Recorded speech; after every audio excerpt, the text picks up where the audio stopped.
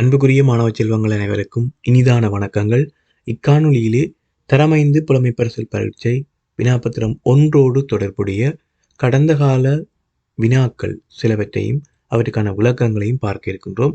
இக்காணொளியிலே 3 வினாக்கள் வழங்கியிருக்கின்றேன். 2024ஆம் ஆண்டு இறுதி பரீட்சையிலே இடம்பெற்ற 3 முக்கியமான வினாக்களை வழங்கியிருக்கின்றேன். அவற்றுக்கான விளக்கங்களை பார்ப்போம். அந்த வகையிலே முதலாவது வினாவை அவதானித்துக் கொள்ளுங்கள். ஒரு நான்முகியின் 4 முகங்களில் ஒரு முகத்தில் ஓர் இலக்கம் வீதம் 1, 2, 3, 4 ஆகிய இலக்கங்கள் எழுதப்பட்டுள்ளன. இவ்வாறு இலக்கங்கள் எழுதப்பட்டுள்ள இரு நான்முகிகளை ஒரு மேசை மீது வைக்கும்போது மேசையுடன் தொடுகையுறாத முகங்களில் உள்ள இலக்கங்களின் கூட்டுத்தொகை 15 ஆகும். மேசையுடன் தொடுகையுறும் இரு முகங்களில் உள்ள இலக்கங்களின் கூட்டுத்தொகை யாது? வினாவை அவதானித்தீர்களாக இருந்தால் மிகப்பெரிய ஒரு பந்தி போன்ற ஒரு வினாவாக இருக்கின்றது. ஆனால் மிக மிக இலகுவானது ஒரு விடயத்தை தான் வினாவாக தந்திருக்கின்றார்கள். நன்றாக வாசித்து கிரகித்து நீங்கள் விளங்கிக் கொள்ள வேண்டும். வினாவிலே தரப்பட்டிருக்கக்கூடிய விடயம் 2 நான்முகிகள், அதாவது ஒவ்வொரு நான்முகிக்கும் 4 முகங்களிலும் 1, 2, 3, 4 என்கின்ற இலக்கங்கள் தனித்தனித்து எழுதப்பட்டிருக்கின்றது. இதிலே 2 நான்முகிகளையும் மேசையோடு ஒரு மேசை மீது வைக்கின்ற போது மேசையுடன் தொடுகையுறாத முகங்கள் அவ்வாறு பார்க்கின்ற போது 4 முகங்களிலே ஒரு முகம் மேசையோடு தொடுகையுறும். 2 நான்முகிகளுக்கும் ஒவ்வொரு முகம் வீதம் மேசையோடு தொடுகையுறும். ஏனைய 3 முகங்கள் மேசையோடு தொடுகையுறாமல் காணப்படும். ஒரு நான்முகிக்கு 4 முகங்களிலே ஒரு முகம் மேசையோடு தொடுகை இருக்கின்ற போது ஏனைய 3 முகங்களும் மேசையோடு தொடுகையுறாமல் இருக்கும். அதே போல மற்ற நான்முகிக்கும் அவ்வாறே ஒரு முகம் மேசையோடு தொடுகையுறும், ஏனைய 3 தொடுகை உறாது. மொத்தத்தில் 6 முகங்கள், நன்றாக விளங்கிக் கொள்ள வேண்டும். மொத்தத்தில் 6 முகங்கள் இங்கே மேசையோடு தொடுகை உறாமல் காணப்படுகின்றது. அந்த 6 முகங்களிலும் இருக்கக்கூடிய இலக்கங்களின் கூட்டுத்தொகை தான் 15. தற்போது வினா என்னவென்று சொன்னால், மேசையோடு தொடுகை உறும் அந்த 2 முகங்களிலும் உள்ள இலக்கங்களின் கூட்டுத்தொகை யாது என்பது வினாவாக இருக்கின்றது. இதிலே 4 முகங்களிலும் ஒவ்வொரு நான்முகிகளிலும் 4 முகங்கள் காணப்பட போகின்றன. அந்த 4 முகங்களிலும் 1, 2, 3, 4 இந்த 4 இலக்கங்கள் தான் அங்கே எழுதப்பட்டிருக்கின்றன. ஒவ்வொரு இலக்கம் வீதம் எழுதப்பட்டிருக்கின்றது என்று அங்கே தந்திருக்கின்றார் வினாவில். ஆகவே ஒரு நான்முகியில், நன்றாக விளங்கிக் கொள்ளுங்கள், ஒரு நான்முகியில் இருக்கக்கூடிய அந்த 4 முகங்களிலும் இருக்கக்கூடிய இலக்கங்களின் கூட்டுத்தொகை 10. எனவே 2 நான்முகிகளிலும் 10 நாங்கள் 2ஆல் பெருக்கலாம், அல்லது 10 10 மொத்தமாக 20 என்று எடுத்துக்கொள்ளலாம். 2 நான்முகிகளிலும் இருக்கக்கூடிய 2 நான்முகிகள் என்கின்ற போது மொத்தமாக அங்கே 8 முகங்கள், மொத்த முகங்கள் 8 முகங்களாக இருக்க போகின்றன. அந்த 8 முகங்களிலும் இருக்கக்கூடிய இலக்கங்களின் கூட்டுத்தொகை 20. அதே நேரம் அந்த 8 முகங்களிலே 2 முகங்கள் தான், அதாவது தனித்து ஒவ்வொரு நான்முகிகள் தொடர்பாகவும் யோசித்துக் கொள்ளுங்கள்.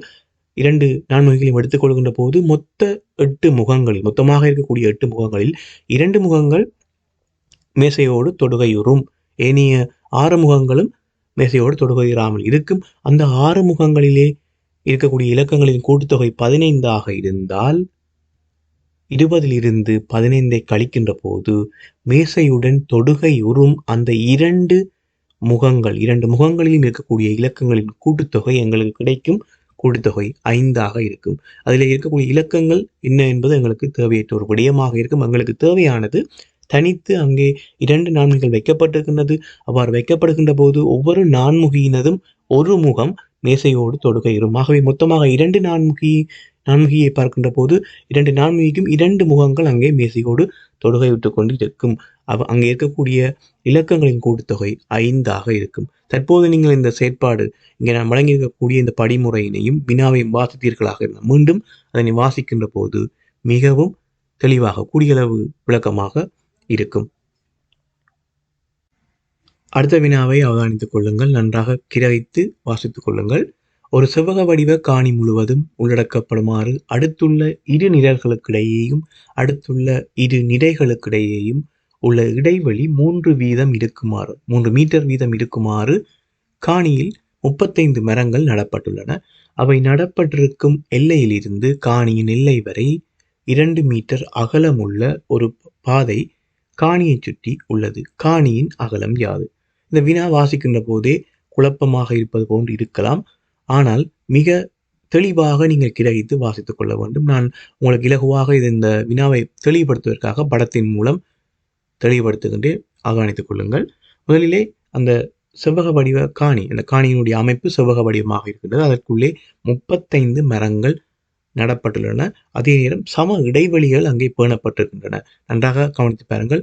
அடுத்துள்ள இரு நிழல்களுக்கிடையேயும் அடுத்துள்ள இரு நிடைகளுக்கிடையேயும் இருக்கக்கூடிய அந்த இடைவெளி 3 மீட்டர். ஆகவே ஒவ்வொரு மரங்களும் சம இடைவெளியிலே அங்கே மரங்கள் நாட்டப்பட்டிருக்கின்றன. அதே நேரம் காணியினுடைய எல்லை, அந்த மரங்கள் நடப்பட்டிருக்கக்கூடிய அந்த எல்லையிலிருந்து காணியினுடைய எல்லை வரை 2 மீட்டர் அகலம் உள்ள ஒரு பாதையும் காணி சுற்றி காணப்படுகின்றதாம். இந்த தரவுகளை கொண்டுதான் நாங்கள் அந்த காணியினுடைய அகலத்தை பார்க்க போகின்றோம். இதிலே தரப்பட்ட தரவின்படி 35 மரங்கள் செவ்வக வடிவ காணியிலே நடப்பட்டிருக்கின்றன என்று எடுத்துக்கொண்டோமாக இருந்தால் அங்கே 35 பெருக்கங்களை பார்க்க வேண்டும். அதாவது பெருக்கம் என்கின்ற போது 7 தடவைகள், அதாவது 7 தடவை 5 35. இதிலே நாங்கள் செவ்வக அமைப்புக்கு ஏற்ற வகையிலே நான் இந்த பெருக்கத்தை எடுத்துக்கொண்டிருக்கின்றேன். நீளப்பக்கமாக 7 மரங்களும் அகலப்பக்கமாக 5 மரங்களும் என்கின்ற அந்த ஒரு அளவு திட்டத்திலே நான் 35 மரங்கள் அங்கே இருப்பதாக எடுத்துக்கொள்கின்றேன். இதில் இருந்து நாங்கள் இலகுவாக விளங்கிக் கொள்ளக்கூடியதாக இருக்கும். படங்களை நான் இங்கே காட்டுகின்ற இந்த படத்தினை நன்றாக கவனித்துக் கொள்ளுங்கள். இதுதான் அந்த செவ்வக வடிவ காணி. இதிலே 35 மரங்கள் நீள அகலங்கள் நீளத்திற்கு 7 மரங்கள் அகலத்திற்கு 5 மரங்கள் என்கின்ற கணக்கிலே பார்த்தோமாக இருந்தால் சரியாக 35 மரங்கள் செவ்வக வடிவ காணிக்குள்ளே அமைக்கக்கூடியதாக இருக்கும். அதிலே ஒவ்வொரு மரங்களுக்கும் இடைவெளி 3 மீட்டர். நன்றாக கவனித்துக் கொள்ளுங்கள்.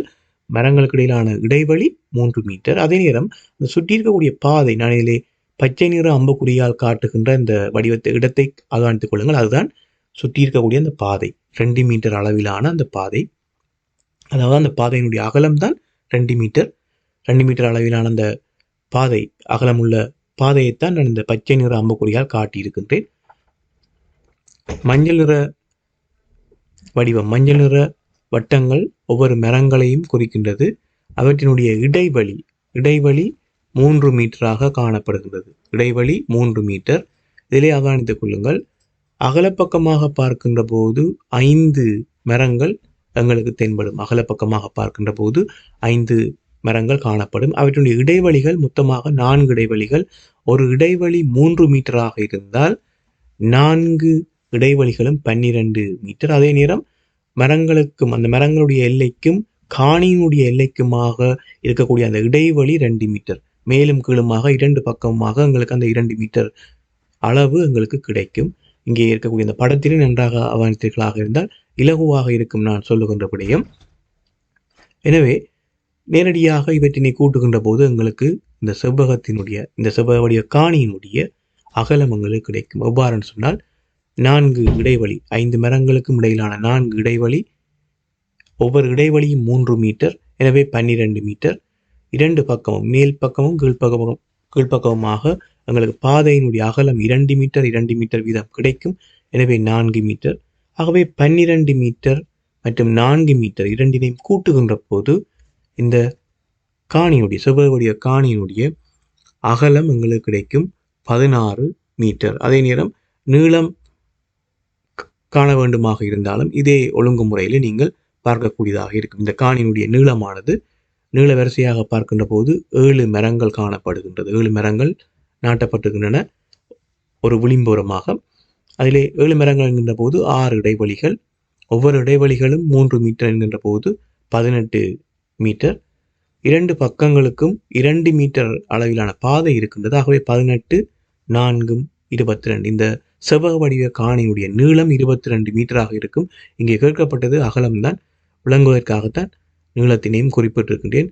தற்போது இந்த வினாவையும் நான் இங்கே வழங்கியிருக்கக்கூடிய இந்த படம், ஒரு படத்தினையும் அவதானித்தீர்களாக இருந்தால் மிக மிக இலகுவாக இந்த வினாவை விளங்கிக் கொள்ளக்கூடியதாக இருக்கும். அடுத்த வினாவை அவதானித்துக் கொள்ளுங்கள். 43 பிள்ளைகள் உள்ள ஒரு வகுப்பில் பிள்ளைகள் வெவ்வேறாக 7 பெண் பிள்ளைகள் வீதமும் 5 ஆண் பிள்ளைகள் வீதமும் குழுக்களாக்கப்படுகின்றனர். அப்போது எல்லா பிள்ளைகளும் குழுக்களாக்கப்பட்டால் எத்தனை பெண் பிள்ளை குழுக்கள் இருக்கும்? இதுதான் வினா. தரப்பட்ட தரவுகளை முதலில் அவதானித்துக் கொள்ளுங்கள். மொத்தமாக அந்த வகுப்பிலே 43 பிள்ளைகள் இருக்கின்றார்கள். எவ்வாறு குழுக்களாக்க வேண்டும் என்று சொன்னால் 7 பெண் பிள்ளைகள் வீதமும் 5 ஆண் பிள்ளைகள் வீதமும். அதே நேரம் 43 பிள்ளைகளுமே குழுக்களாக்கப்பட்டிருக்கின்றார்கள். அவ்வாறுதான் வினாவிலே குறிப்பிடப்பட்டிருக்கின்றது. எனவே 7 பெண் பிள்ளைகளும் 5 ஆண் பிள்ளைகளும் என்றவாறு 12 பிள்ளைகள் முதலிலே குழுக்களாக்கப்படுவார். அதாவது 2 குழுக்களாக்கப்படுவார். இவ்வாறாக 43 பிள்ளைகளுக்குள் எத்தனை 12 பிள்ளைகளை எடுத்துக்கொள்ளலாம் இதே ஒழுங்குமுறையிலே. அதாவது 7 பெண் பிள்ளைகளை கொண்ட ஒரு குழு, 5 ஆண் பிள்ளைகளை கொண்ட குழு என்ற வகையிலே 12 பிள்ளைகளாக 43 பிள்ளைகளுக்குள் எங்களால் 36 பிள்ளைகளை எடுத்துக்கொள்ளலாம். 12 3 வகையாக 3 விதமாக எடுத்துக்கொள்ளலாம். 3 தடவைகளாக எடுத்துக்கொள்ளக்கூடியதாக இருக்கும். அந்த 36 பிள்ளைகளுக்குள்ளும் 3 பெண் பிள்ளை குழுக்களும் 3 ஆண் பிள்ளைகளை கொண்ட குழுக்களும் அங்கே இருக்கும். இந்த 36 மாணவர்களுக்குள் 3 பெண் பிள்ளை குழுக்களும் 3 ஆண் பிள்ளை குழுக்களும் இருக்கும்.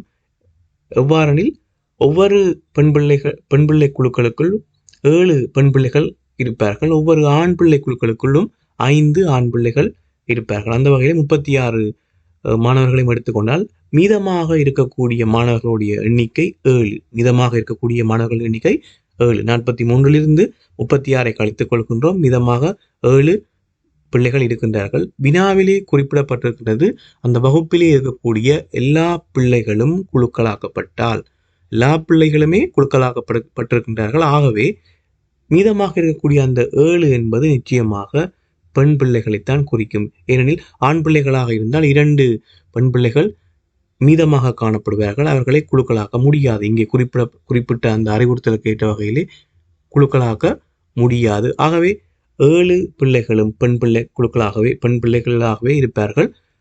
அவர்களை ஒரு குழுக்களாக்கிக் கொள்ளலாம், பெண் பிள்ளை குழுவாக்கிக் கொள்ளலாம். ஆகவே மொத்தமாக இங்கே இருக்கக்கூடிய பெண் பிள்ளை குழுக்கள் 4 இருக்கும்.